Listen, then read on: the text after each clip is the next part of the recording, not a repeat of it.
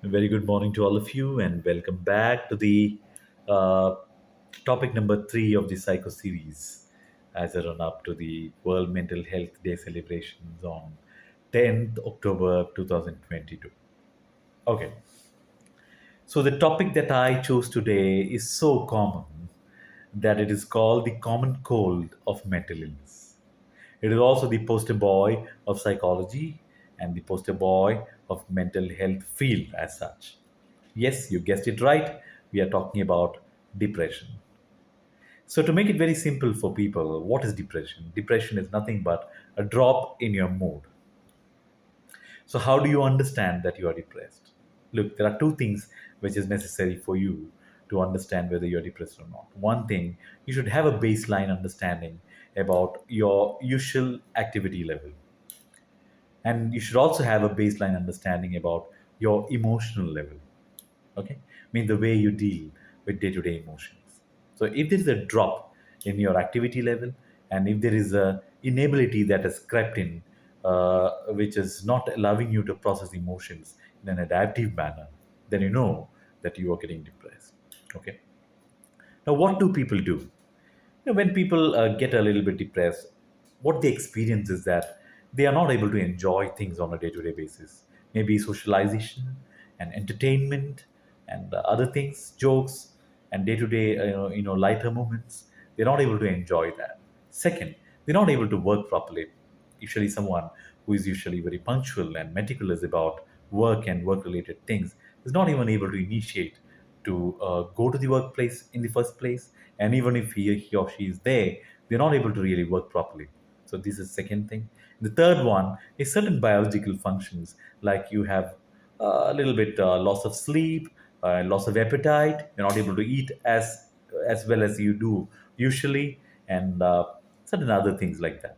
So when you have certain compromised, social, occupational, and biological functioning, then you understand this is how you experience depression, as a fatigue, as a lack of energy, as a lack of ability to enjoy day-to-day life and activity.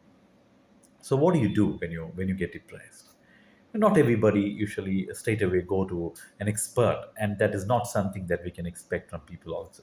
And in the milder and moderate form, depression can be treated to a great extent if you understand that you are in that particular state, because it's actually you who can actually treat yourself better than anybody else, unless and until it breaches certain level of complexity. Okay, so in the minor cases where the complexity has not reached that level, what you can do is that when you're depressed, when you're getting depressed, or when you're in the process of slipping into depression, what you can do is that your mind usually during such a state says certain things to you which are usually negative. Hmm? Your mind would say, don't go out and meet people. Your mind would say, you don't have to go to work today. Your mind says, just lie down. And your mind says you cannot enjoy things, so don't do anything. You will have to just consider your mind as a nagging friend, because your mind is yours. You cannot do it with your mind, because if there is no mind, then there is no you.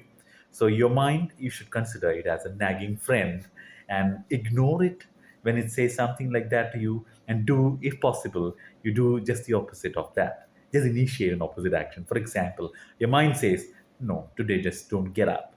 Get up then. Your mind says, don't go out and meet people. Just move out and go and meet people. Mine says don't see TV. It's You're not going to enjoy TV. You won't be able to really enjoy any program. Just switch on the television and just try to concentrate. Your mind says you don't have the energy to play with your kids. Just go out, just take them out, go to the park and just play some football or something with them. Just try and do the opposite if you can, uh, of what the mind tells you. Because this is one very easy technique that a common person can apply. And you see, in a lot of milder cases of depression, or a lot of starting state of a slip into a mood disorder, this can actually pull you back.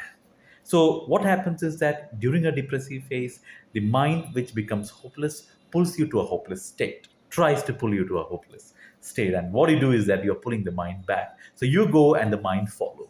So that is the technique that you can do, practice, so that many a times you can defeat depression very effectively.